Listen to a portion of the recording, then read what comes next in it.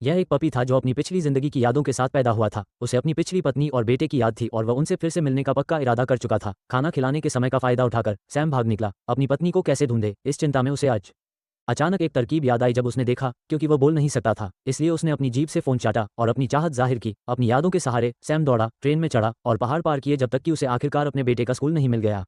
वो नीचे झुका और वो बोल पाया। स्कूल के बाहर अपने बेटे की क्लास खत्म होने का इंतजार करते हुए जब उसने पीछे मुड़कर देखा तो उसने अपनी बहुत पहले खोई हुई पत्नी और बेटे को सड़क के उस पार देखा।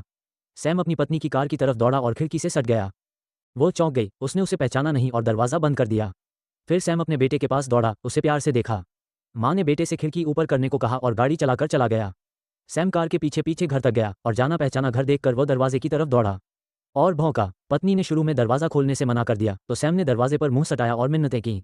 बेटे ने अपनी माँ से उसे रुकने देने की बहुत मिन्नतें की और आखिरकार वो मान गई।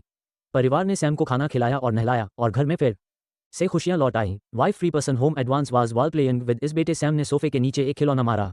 बेटे ने फ्रोज किया। रिकोनाइजिंग ने हैबिट इस पिता को यूज तो डू द सेम विन इस वाइफ फेल। नींद में सैम चुपचाप उसके बगल वाले बिस्तर पर चढ़, यहाँ तक कि उसने अपनी पिछली जिंदगी के जूते और टोपी भी पहनी हुई थी। ये देखकर उसकी पत्नी का दिल टूट गया, उसे अपने गुजरे हुए पति की याद आ गई।